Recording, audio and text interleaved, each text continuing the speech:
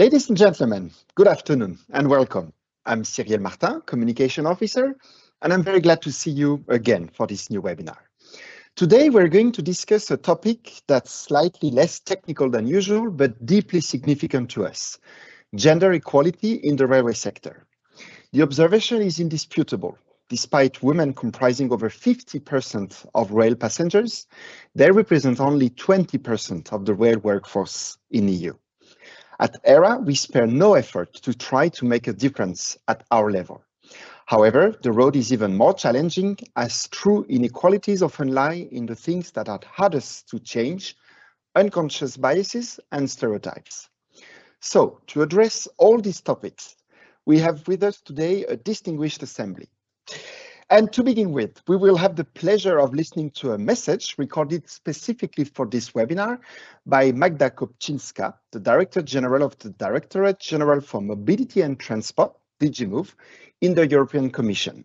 Then we will be delighted to listen to Josef Topolbauer, the Executive Director of the agency. Next, my colleague Natalina Mavar, Project Officer within the Corporate Assurance and Performance Unit and co-responsible of the Women in Transport project at ERA with Anja van Impe, will speak about precisely the bias. What is the problem? Following this, we will have a panel moderated by Clio Liégeois, lawyer at the Belgian Ministry of Transport, former chairperson of the ERA Management Board representing Belgium.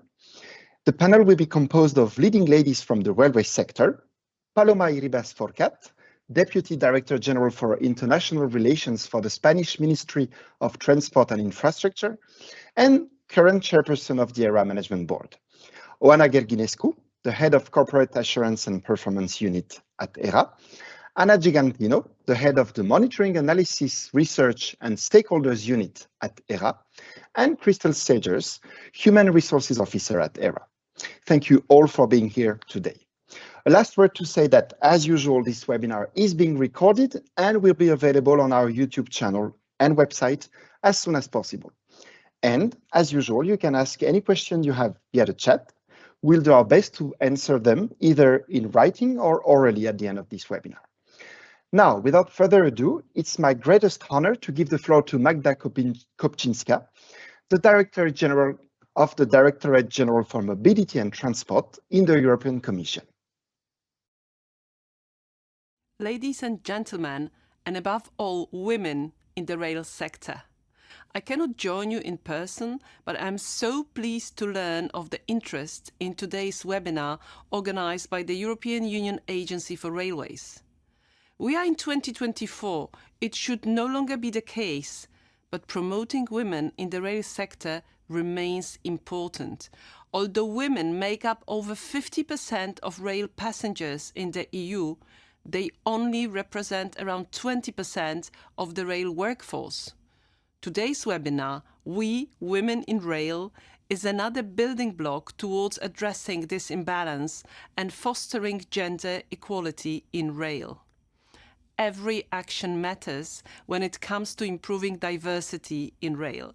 Not only will it help the sector to serve its diverse customers better, it will also put it in a better position to meet the challenges it faces, the green and digital transitions, but also an aging workforce in a sector already dogged by staff shortages. I am particularly happy to see that the webinar will address the dismantling of biases and stereotypes. One way in which we are doing this on the ground is through educational toolkits that inform girls and boys about career opportunities in the transport sector. It is important to do this before biases take hold. I know that there are many amazing initiatives out there to encourage more women and girls to consider a career in rail, and we want to hear all about them. This is why I would like to encourage you to apply for the next Women in Rail Award. Our Women in Transport platform, together with other rail sector professionals, the Europe's Rail Joint Undertaking, ERA, ALE, CR and UNIFER, have come together to recognise the women who are taking EU railways forward and tackling the obstacles holding back other women from thriving in the sector. The webinar will explain how to apply for one of the 3 Women in Rail Award categories. Please do participate and nominate an inspiring example so that we may all learn from this as we strive for more inclusion and equality across the EU's transport sector. We will reveal the winners in September in Berlin at our InnoTrans stand. I look forward to congratulating these exceptional ladies on the work towards a more inclusive railway sector. Hope to see you there. In the meantime, thank you for your contributions to stepping up diversity in railways. No step is too small as long as we all move in the right direction. I wish you all an inspiring webinar and constructive discussions. Thank you very much, Magda Kopyczynska, for this message. Just 2 words before I hand over to Josef Doppelbauer. Regarding the Women in Rail Award mentioned by Magda in her message, to apply, you can simply scan the QR code that is currently displayed on the screen. We will also paste a direct URL in the chat just after. Don't delay because the deadline is set for the 31st of May, so it's coming very soon. For more information, you can also visit our website. Second thing, if you want to know more about the educational toolkits also mentioned by the Director General, you can scan this other QR code to download all the materials available. I now hand over to the Executive Director of the agency, Josef Doppelbauer. Please, Josef. Merci, Cyril. Good afternoon, ladies and gentlemen. Welcome and thank you for your interest in our webinar on women in railways. Just following the inspiring speech by our Director General Magda Kopyczynska, I would like to recall the disparity between more than 50% of the rail passengers in the European Union being women, but only about 20% of the workers in rail being from that gender. At the European Union Agency for Railways, ERA, we strive for diversity in our excellence, and we continue to do so as one of our fundamental principles that steer our organizational course in meeting the challenges of the European railway sector.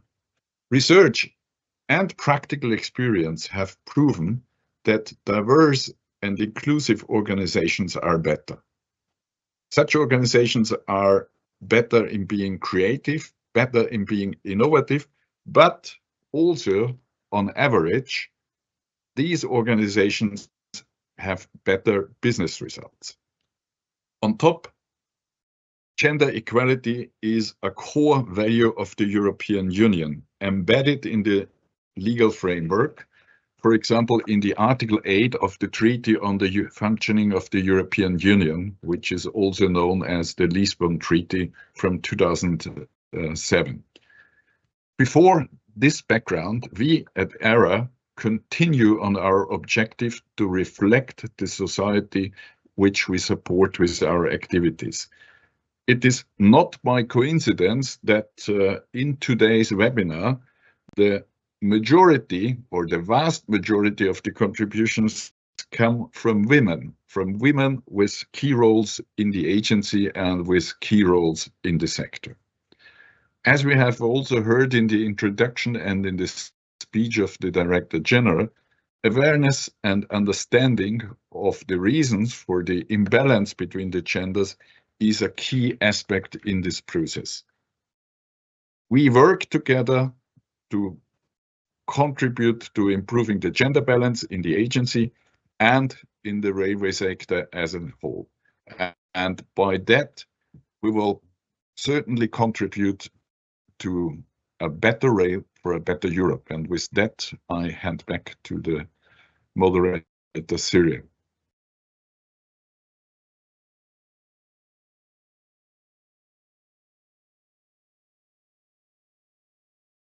Thank you very much, Josef. I will now pass the floor to my colleague Nathalie Namavar, who is Project Officer within the Corporate Assurance and Performance Unit and co-responsible of the Women in Transport project at ERA. Please, Nathalie, floor is yours.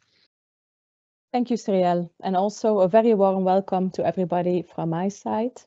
So before we dive into the real life experiences and some discussions and solutions provided by our panelists, we hope that you are interested in a short and brief explanation on what a bias actually is and why we actually have them, what is their origin and their source. To do this, let's start with one question. So looking at these lines, to you, which one is the longest? Would it be number A or number B? And I'll give you 1 second to reflect. And then we go directly to the following slide and we will get back to this. On this slide, you see that we have a system 1 and a system 2 thinking. So what does that mean? Usually, we believe that we are very rational beings. We assess choices and we make sensible and smart decisions. However, I think reality proves us that we don't always make the best choice. For example, otherwise, we would always take the most healthy option when it comes to food and etc. and exercise as we should, but sometimes apparently we make the less sensible choice. So based on research, we have 2 ways of thinking. Daniel Kahneman was an economist and he identified that we have a system 1, which is an extremely rapid, unconscious way of thinking. For example, if I would provide you with a mathematical problem or equation, it would take you some time, some effort. You would consciously be thinking, how can I solve this problem? And finally, you would come to an answer which is correct, most likely, and it would be very consistent over multiple repliers. However, if I would show you a picture of somebody who is smiling, crying, or shouting, it would take you less than a millisecond to realize which emotion would be related to this. This very fast, unconscious thinking is system 1 thinking, whereas the problem solving with your rationale or your thinking is the system 2 thinking. The downside of the system 1, even when it's extremely fast and unconscious, is that it is error prone. For example, coming back to our question, I can tell you, even though some of you might have thought that line number with the letter A was the longest, in fact, A and B are exactly the same length. With this unconscious system 1 thinking, we use mental shortcuts to help us. These are called heuristics. So on this slide, you see that we have 3 types listed. I will not discuss everyone. I will just give you one example of availability. For example, if recently you have heard a story of someone that suffered from a burglary or a robbery when they went on holidays, you will overestimate this risk and you will worry more because it is a very vivid story, very close to you, that is negative. So we know that you will overestimate the chances and you will focus less on all your other neighbors that went on holiday and that didn't have a negative experience. What is a bias in that case? To put it very simply, it's a heuristic with a negative effect, leading to a gap to the desired behavior or your ideal solutions. So going to the next slide, we see that heuristics and biases describe a set of decision-making strategies and the way that we weigh certain type of information that are used in our rapid, unconscious way of thinking. Human beings, in fact, are intuitive thinkers. And unfortunately, I'm sorry to say, human intuition is imperfect, which means that our final judgments or our final choices that we make often deviate from what would be predicted in statistical models or what would be making the most sense, for example, looking at economical models. If on the next slide, you see that there are many biases identified. We see that there are researchers who have put them in a codex of 180 biases. We will not, of course, discuss every single one. It would lead us a bit too far. But just to give you some examples, a status quo bias is the reason why some of us might not switch a cell phone subscription, even though you would find one that is cheaper and has a better deal or more data, just because it will cost you energy, it will cost you friction to change, so we rather stay on the status quo. The same with an optimist bias or an overconfidence effect. I know for a fact that there are many traffic accidents, but I'm certain that I drive a bit better than average, so I hope to be safe on the road. The loss aversion bias is that even when we know that something would be better for us, let's say for me, it would be better to not use my car, but to take the public transport. It is also greener. Still, we find it hard to get rid of our car because we feel like we are losing something instead of gaining some time, for example. Of course, looking at the next slide, we see that a bias also exists in an organizational context.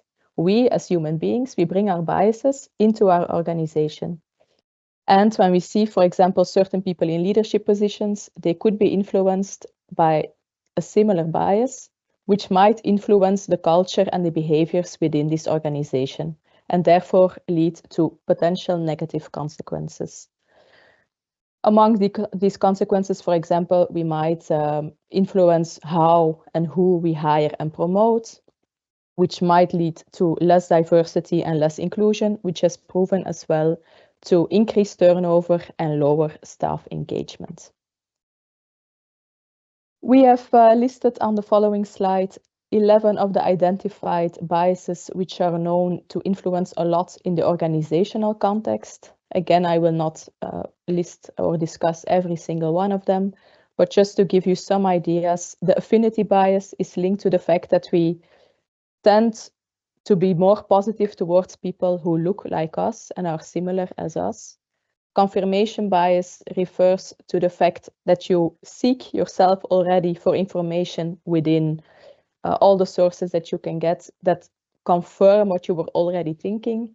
And the conformity bias is linked to the fact that when you're in a group, you are more likely to agree with the general view instead of sticking to what you might have thought yourself previously was the correct answer or reply. So this was a very brief introduction into the topic. And the main take-back of this introduction is to remember that we think intuitively, not only rationally. If we like it or not, it's a fact. And in this thinking, we use heuristics and biases as mental shortcuts to facilitate the process. And we have seen that many of them exist. So 180 at least are identified. These mental shortcuts are not flawless, unfortunately. They come with certain mistakes. We cannot really change this, but we can, however, create awareness about this and try to anticipate and continuously try to switch from system 1 to system 2 for certain activities and processes to improve the situation. Now the question is how our panelists have done this so far and what their experiences are. So I give the floor back to you, Cyrielle, to start this interesting discussion. Thank you very much, Nathalie. It's now time indeed to open the panel discussion. So once more, allow me to introduce the panelists. So first, Paloma Iribas Forcat, who is, and I apologize for the misintroduction earlier, Inspector of Works at the Spanish Ministry of Transport and Infrastructure and the current chairperson of the ERA Management Board. Oana Guereguinescu, the head of the Corporate Assurance and Performance Unit at ERA. Anna Gigantino, the head of the Monitoring, Analysis, Research and Stakeholders, MARS, for persons who really know the unit at ERA, and Crystal Segers, the Human Resources Officer at ERA. And to moderate the discussion, I call upon Clio Liégeois, lawyer at the Belgian Ministry of Transport and the former chairperson of the ERA Management Board, still representing Belgium. Please, Clio, the floor is yours. Thank you very much. I hope that you can hear me now. Yes, thank you, Cyrielle. Okay, thank you so much for having me in this discussion. I was moderating the last workshop that ERA did on women in transport, and so I'm very glad that we have a next opportunity to have that discussion. So, ladies and gentlemen, we are trying to get an intensive discussion. Therefore, I will directly launch the discussion with the panelists. So, Paloma is my colleague. She's now replacing me as chair, so I will turn to her first. So, Paloma, we have been discussing biases in general, of course, and how they have an impact. Of course, we understand that this is the way we think and therefore that it's difficult to change this. But awareness, we have said, is very important. And therefore, my first question to you is, how have you become aware of biases? Is it something that was the result of a study or something that was a bit impulsive? So please, you have the floor, Paloma.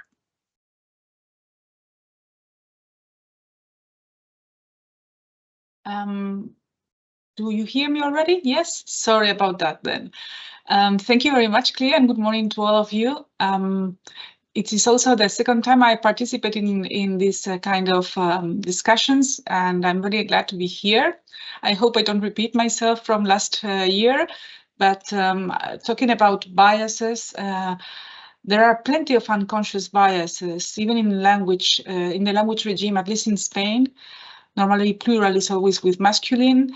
I believe it's similar in so many languages that at the end we even don't know about it. I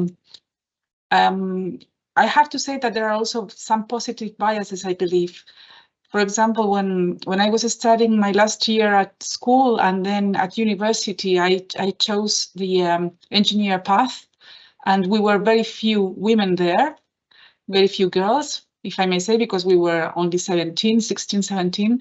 And what I can say is that normally they looked at us as a potentially very good brains, because we were quite courageous to enter a world of boys or men, if I may say. So normally they looked at us with a lot of respect and they treated us very well. So I'm sorry if I start with a good bias, but that made us to have a quite high benchmark, which was not bad, because that makes you try to be better yourself and to keep that impression that you give the others.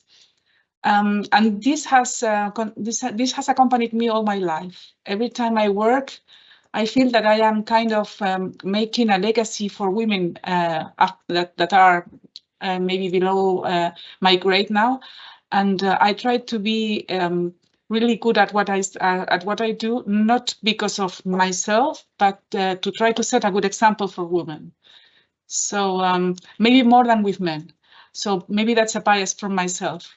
And I'll stop it here to let the others speak.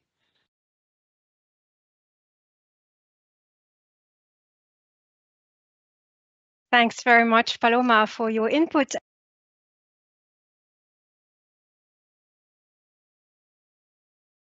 Cleo, you're muted. You're muted by accident, I think. I'm sorry about that. No, it's Cyrielle. okay. Thank It's you. okay. Yes. It's okay. Okay. Thanks a lot. So I was saying, thank you so much, Paloma. For bringing that example forward. And I was going to say it's not a bad example, in fact, because bias has an impact, and it doesn't mean per se that it's discrimination against somebody or that it's negative. It can be positive discrimination in that case towards women. The thing is that we need to be aware of the fact that we are unconsciously making judgments which are stereotypes sometimes based on what Kanban calls illusions, meaning that when we let system one take over, we let our intuitions take over, and we make decisions that are not based on rationality. They are based on feelings, and therefore having a positive impression towards a young woman who is willing to enter into studies which are mainly populated by men, well, this is a bias precisely. So it means that having bias per se is not always negative, because it helps our brain to just relax and take easy decisions. But sometimes it has risks as well, and we need to identify them. And I think that one of the processes where this is mostly seen is in recruitments. And so I would like to pass the floor to Christelle Segers to share with us a bit of her experience at ERA regarding when they can have biases and perhaps what they do to address them. So please, Christelle. Thank you very much for giving me the floor. Good morning, or in the meantime, good afternoon, everybody. So at ERA, and I think in other agencies too, to be honest, we've tried, or we have processed the vacancies in such a way that they are as neutral as possible. That was the first step. The second step is that we try to strive towards having a well-balanced selection panel, meaning we have as much women as men as possible, or an equivalent. It's not always possible, because whether we like it or not, the railway sector is still very male dominant. In fact, with the previous ED, we did research on why we were not attracting so many women. And it appeared that it was male dominant.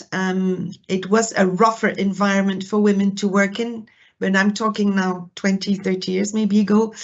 And that women, the former generation, not this generation, but the former generation was more focusing at the beginning of their career and combining their work with their family life, with their children, bringing up children, and therefore their career, even in transport, started a bit later. So also we try, and like I said, again, the selection panel in HR, we're used to this now. Unbiasedness, we don't discriminate, we don't look at names or whatever, because even before we invite people to interviews, we do the pre-assessment totally anonymously. So we don't know. On the other hand, we're also bound by the staff regulations. We work within a legal framework that doesn't allow, in principle, any favoritism towards women or towards men. In that case, it could be reversed. So on that note, I think in ERA, we are basically trying to do whatever we can to keep it as neutral as possible. Of course, every panel consists of different members, and we don't always know the members very well. I mean, like I said, it's human. Being unconscious biasness is human. So probably we cannot guarantee that this is 100% watertight. Having said that, and if you allow me, as you know, we are entering the age of artificial intelligence, which basically should secure neutralism. And I participated in my private time to a workshop a few weeks ago over the weekend, where it was recruitment via artificial intelligence. And so it was all about algorithms. And we discovered in that workshop that even the algorithms were biased. Why? Because the person who drafted them, I'm speaking in layman's terms because I'm not an IT whiz kid, was already biased. So for example, you sat an interview, it was all virtual. And then after the interview and after screening your physical, the perception through cameras, you were classified. And you were classified as being probably capable of working in this area or working in this area. And we discovered that the way women were dressed in that workshop either classified them in doing a feminine job or doing a more masculine job. So this is maybe a warning for the future. If we ever go, and it will not be for my time, considering I'm reaching retirement age, but if we ever go into that field, we need to still work, even if it's artificial intelligence, we still need to work on biases. It's not guaranteed it will not be unbiased. Thank you.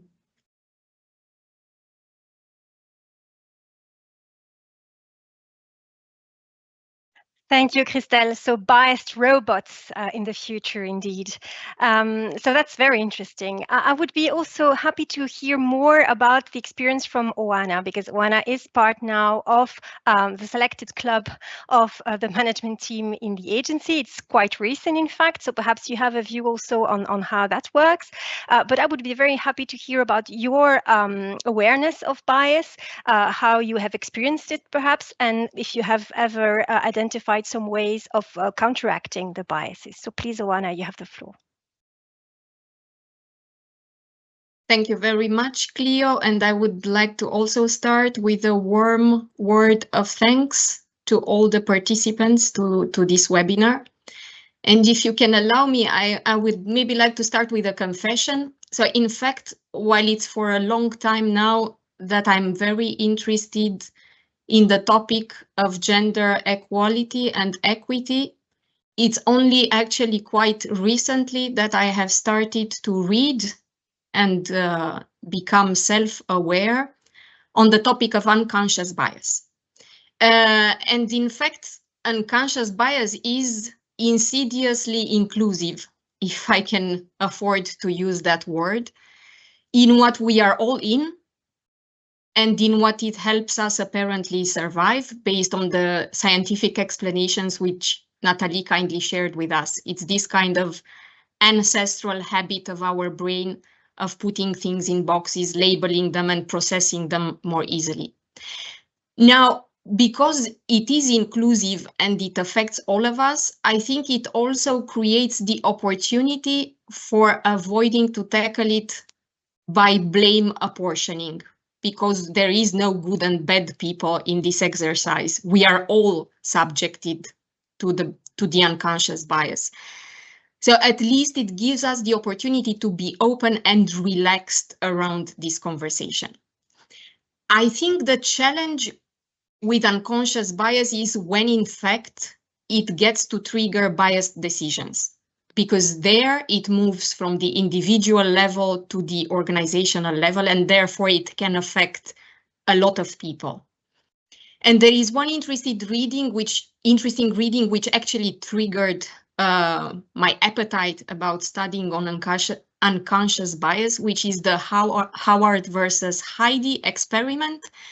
It's a university experiment which in fact proves that the group, the sample, were tempted to decide that an equally qualified person came as smarter and more suitable to cover an important job when by the name of Howard compared to when by the name of Heidi. And that kind of triggered an exercise with me of actually thinking of how many Howards and Heidis I have met or came across during my professional life, but to be honest, even before. I think rail is a clear example of that, because it is perceived society-wise and historically, let's say, as a mode of transport in which you need the strength of a male to actually be able to work there. And that affects, I think, various steps in the life and the evolution of a person, starting from the choice on education, the appetite to apply for a job in the sector, and then maybe once in the sector, the opportunities to get promoted. So I'm paying constant attention to the Howards and Heidis around my experiences. If I may, we can definitely fight a habit with another habit. And I think you touched upon the awareness. I think there are very interesting tests available, the so-called implicit association tests. They are out there in the web. Our primitive fellows from amongst our ancestors, they definitely didn't have access to those, but we do. We do have access to training, and we have had such training sessions at the agency. If I can maybe also add, for me, in order to promote unbiased decisions, one element is to create a safe space around data and facts, because that's a safe territory where in fact none of our biases can squeeze easily. So it's an opportunity for us to actually secure the soundness of our decision making with data and facts. Then I think we can become more open in enlarging our circle of collaborators, rotating maybe, not staying within the same small circle to which we kind of become mimetic after some time. And definitely speaking up as well when we detect cases of unconscious bias, not in a criticizing way, but at least raising awareness and trying to learn from that. Why is that important? I think Joseph mentioned that at the beginning. Of course, a diverse working environment is fulfilling for all of us, legally compliant, more productive, more welcoming to attract talent, more innovative, and it can maybe help us to be quicker in reaching or breaching the gender equality gap, which is now estimated at 130 years. So every step that can make us shorten this gap is, of course, welcome.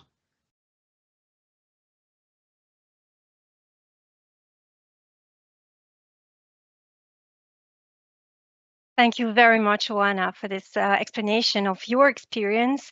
I think you have identified, in fact, yes, some ideas of fighting a habit with another habit and awareness at the same time as tools, really to be able to take into account the biases.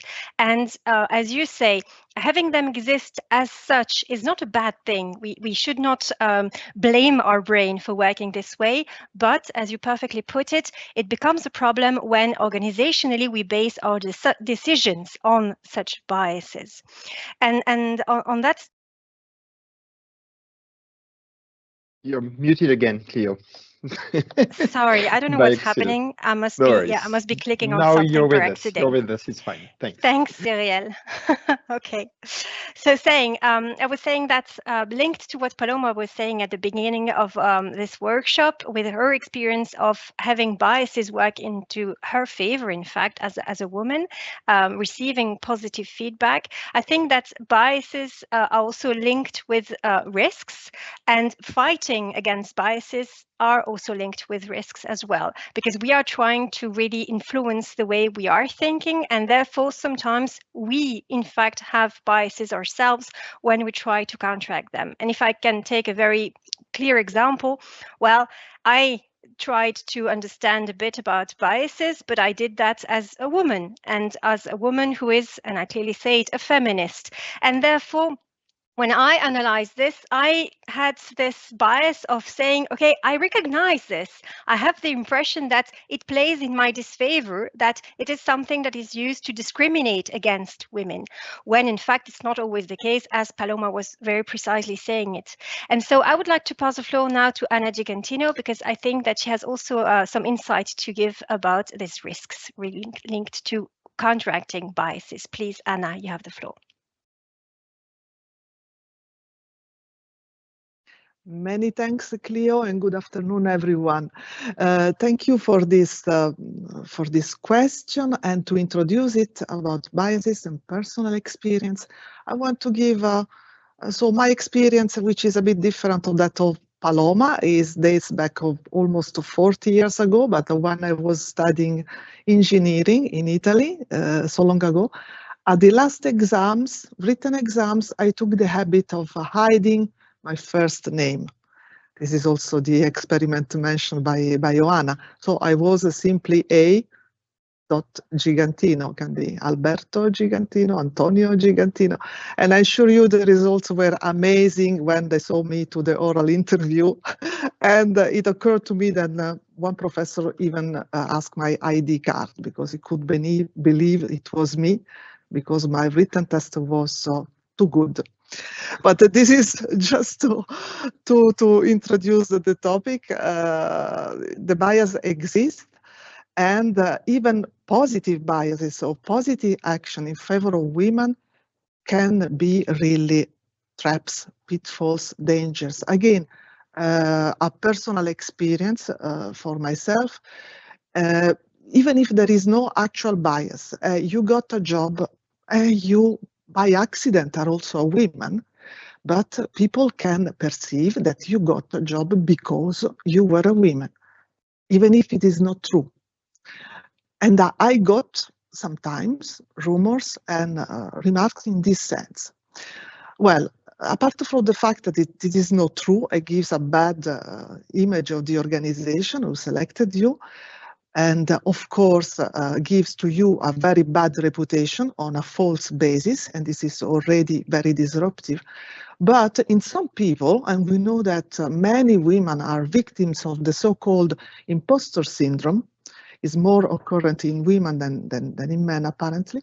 But if by accident the subject in question has also a tendency to be affected by imposter syndrome, you can start to believe yourself that you got a job just because you were a woman.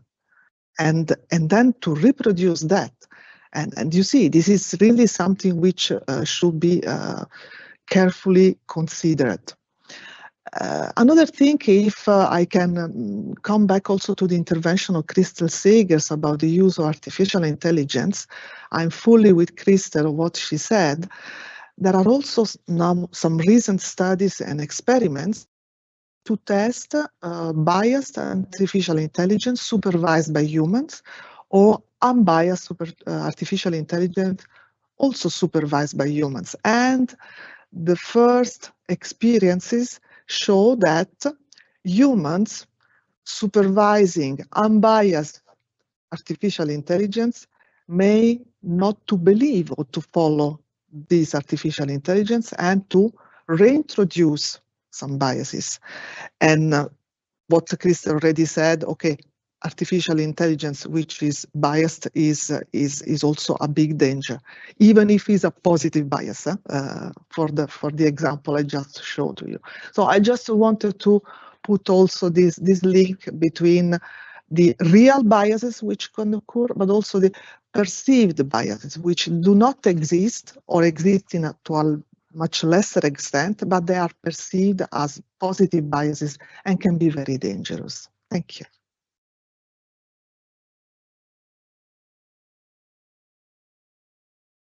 Thank you very much, Anna, for this intervention about well, the consequences of bias also when they are perceived as having been applied when choosing a woman, for instance. Very good.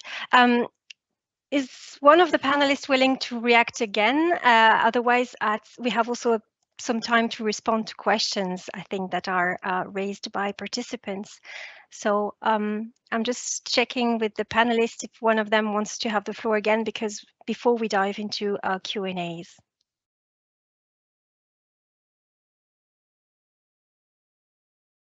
Doesn't seem to be the case. So Cyrielle, may I pass the floor to you to see if we have questions we can answer?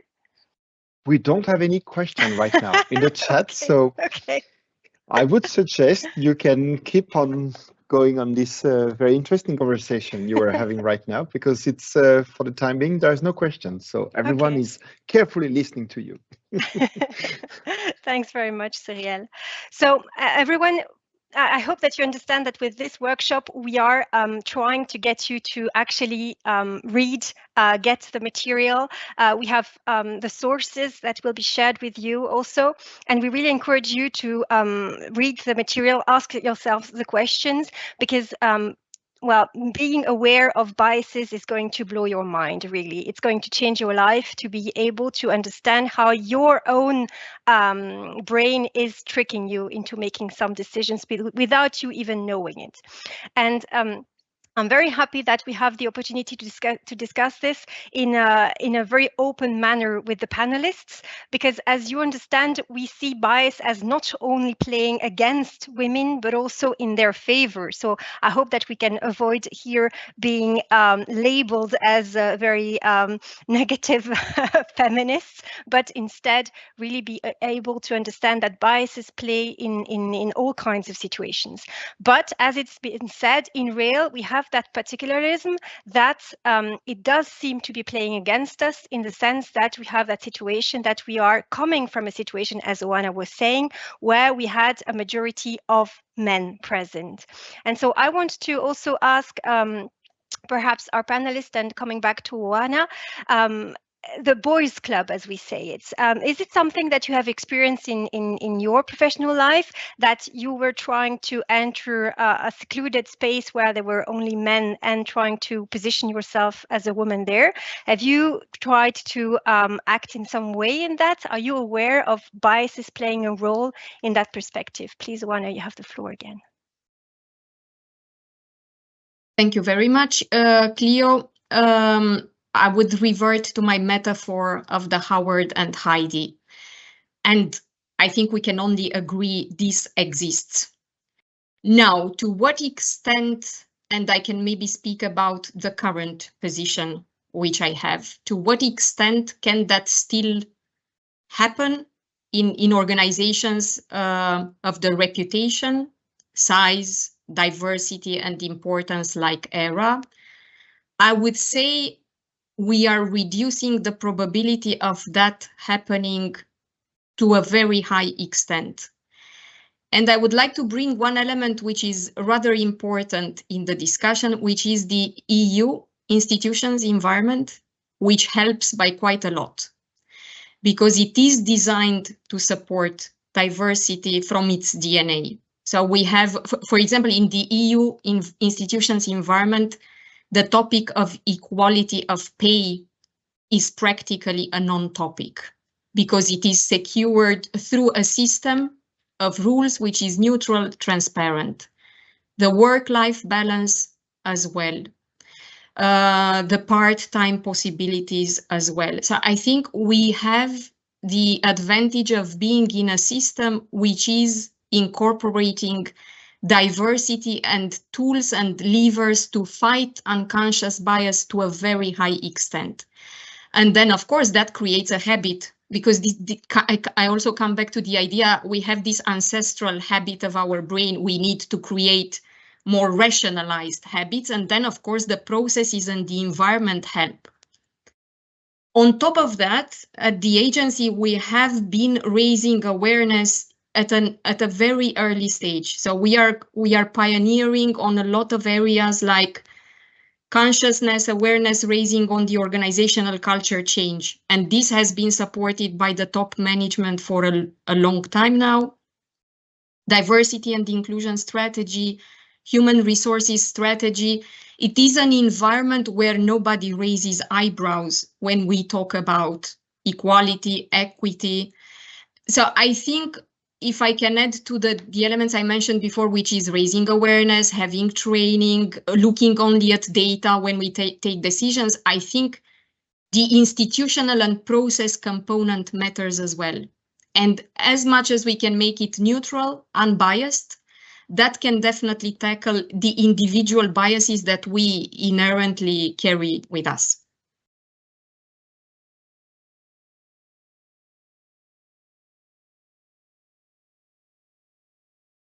And Cleo, I think Anna wants to say something on that. Great. Thank you very much, Cyrielle. Anna, you have the floor. Many things, Cyrielle and Cleo. Very happy about what Anna says. I think I'm part of the management team since more than 10 years now. I would like also to give and I was the first and the only woman in the agency management team at the beginning. So maybe I thought that my feedback and my experience and what I learned in all those years could be useful for other women, ladies, and in the same position. So what I learned. So first of all, I was very happy, very proud, and very well received. So I've been lucky, I think. But what I learned across all those years, because just to be sincere, there are moments of doubt. There are moments when you feel maybe different or maybe expressing behaviors that statistically are more feminine behaviors than masculine behaviors, but we are thinking about person, we are not thinking about gender of women or not in a position. But in those moments, what is important to learn, to understand for everyone, is to understand and to acknowledge their own talents and capacity and what we can bring in the group from a different perspective. This is valid for women in a masculine environment, but also vice versa. It's valid for any minority or for any person expressing, attitude, behaviors, talents, which are not the mainstream. Maybe there is a group of persons which was selected with similarity biases, so they're all more formatted with certain profiles, and suddenly you find yourself in this group. You feel a little bit different. This is really a very good thing, but unconsciously, maybe we can perceive as a weakness. Is not a weakness. And so my contribute to this panel and to this webinar is to say to people, know yourself, embrace your talents, take your place, and to the benefit of the community, to the benefit of the group you are belonging to. This is really a great opportunity. And I think this is very important to underline this concept. Thank you. And I think Paloma now wants the floor, Cleo. I don't know if you saw her, but yeah. I did. Thank you so much, Cyrielle. Yes, of course, Paloma, you have the floor. And then just, if I may, we have interesting questions in the chat just after, so we can also maybe tackle these questions afterwards. Paloma, please, the floor is yours. Yes, thank you. Yes, I was just wanted to fully support what Oana and recently Anna had said about embracing yourself, knowing your talents, accepting others. I think that is very important to have a look to all other people which is different from you, that maybe have different capabilities, but they add up to the team in ways that maybe we don't even understood at the beginning, but they are there and they stay. And it is very important to lean in as women. Don't stay just backwards waiting for the prince to come and tell you that you are very good and to promote you. We have to lean in and continue our good work as much as we can, trying to get in out of our comfort zone, if I may say. Cleo, while I have the floor, can I answer already the question that I see on the chat? Thank you. Well, it says, did you ladies consciously choose for a career in the rail sector, or did the sector happen to you?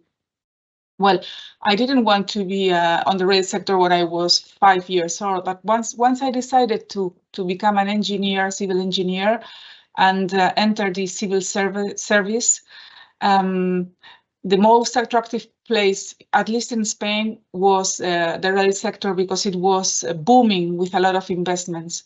So I can maybe say that I consciously choose the rail sector, and I am happy to have done so. I don't regret it. I've learned a lot of other sectors in transport, but I really keep as a kind of soft touch with the rail sector, and I'm happy to be here now. That's all from my side.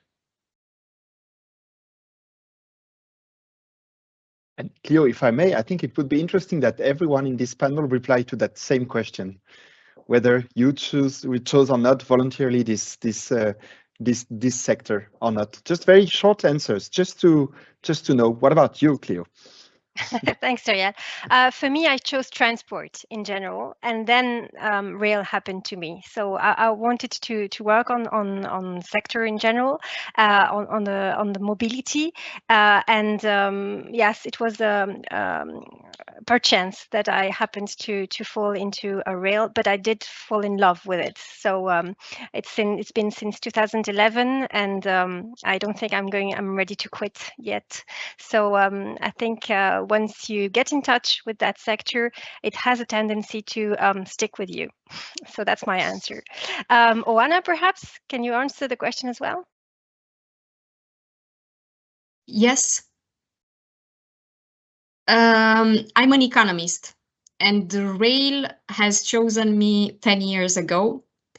I'm perfectly happy in this relationship. I'm very committed to it. So it's a place where I feel my potential has really materialized.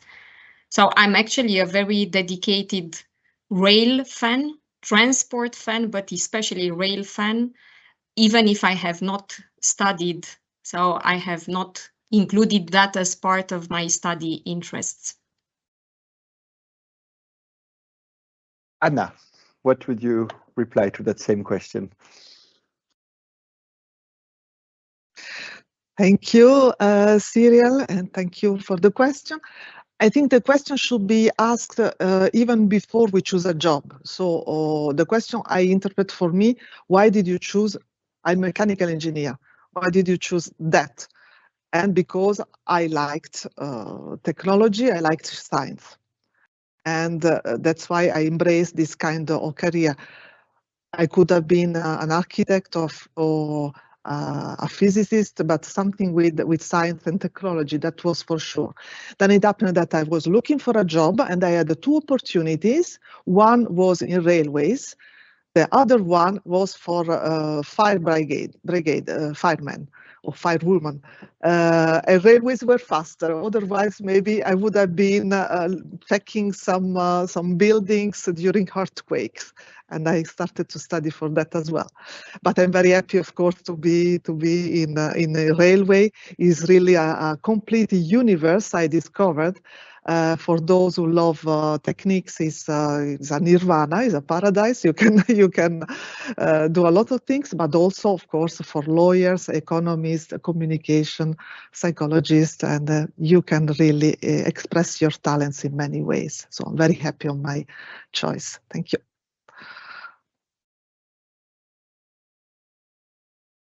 And Christelle, also, of course, we would be happy to hear you on the same. And then Cleo, the floor back to you after Christelle.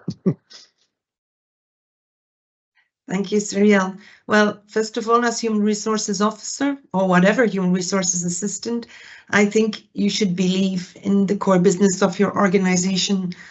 Otherwise, there's no point in working there. Because basically in HR, unit, department, wherever, it's the heart of every organization. If you do not believe in the mission of your organization, stay away from it. So yes, it was a choice. On top of that, I find in my career that our staff are extremely dedicated. They're one big family. They strive towards their objectives, and they're quite easygoing. I've worked in other agencies which was more judicial, where the staff as our stakeholders were not so easygoing. So I really see a lot of enthusiasm in ERA and a lot of people who are working together in a very harmonious way, which makes it for HR also attractive and easier to work. So yes, my choice was quite focused, among other things, but it was focused, yes. Thank you.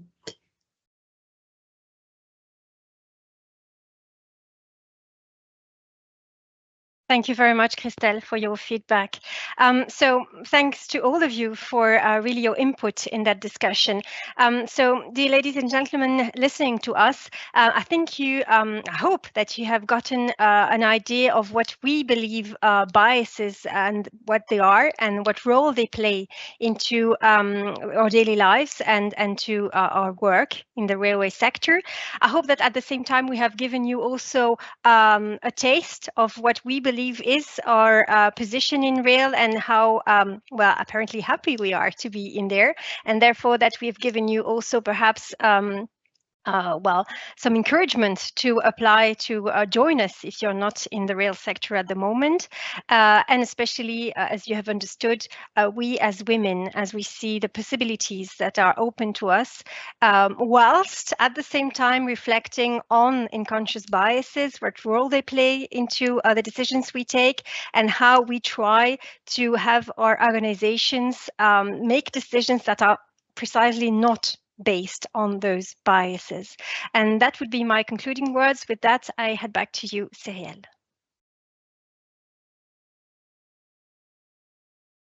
Thank you very much, Cleo. Indeed, we are now reaching the end of this discussion, the very interesting and inspiring discussion. I would like first to thank you, all of the speakers today, for your participation. And in the backstage, you don't see him, but he's very important. It's Said Rajput. Thank you very much for your support, Said. But don't leave too soon. First, we would like to have your feedback if you're interested in giving it. So if you want to give your feedback, you can scan this QR code you're seeing right now and provide your feedback on this webinar. And then we look forward to meeting you again at one of our upcoming events and training. So first, be aware that there is a call for proposals currently open concerning the next edition of the Human and Organizational Factors Conference that is scheduled in October. Whichever part of the railway sector you represent, you are encouraged to share your organization's initiatives and good practice regarding the health in risk management as a speaker at the conference. So if you're interested, you can check out our website. Don't take too long because the deadline is next Thursday, the 24th of May. Then from the 28th of May until the 10th of June, the agency is organizing an organizational just culture training that is open to rail professionals and safety specialists. You can still register, the last spot available, via our website. Then we already mentioned it at the beginning of the webinar, but this is all the more important today. Don't forget that the 31st of May is the deadline to apply for the Women in Rail Award 2024, which this year will bring the spotlight on winning combinations, inspiring role models, and outstanding research and innovation achievements for women and by women that are bringing the railway industry forward. So if you're interested, you can visit our website. On the 18th of June, this is a very busy period, there will be another safety leadership training in Valenciennes, in our headquarters. Registration is also open for that. And at the same time, on the 18th and 18th of June, there will be the very first edition of the Rail Data Forum, which will take place in Verona, in Italy. You can register for that now. This is a very interesting conference that is taking place for the first time, so you are more than welcome to join us. Having said that, if you would like to stay updated on our activities, you can always check our website and sign into our database by selecting the button Login on our website page. And you can, of course, follow us whenever you want on our social media accounts, X and LinkedIn. I warmly thank again everyone for the participation and you, dear attendees, for your presence and attention. And I wish you a very good afternoon. Bye.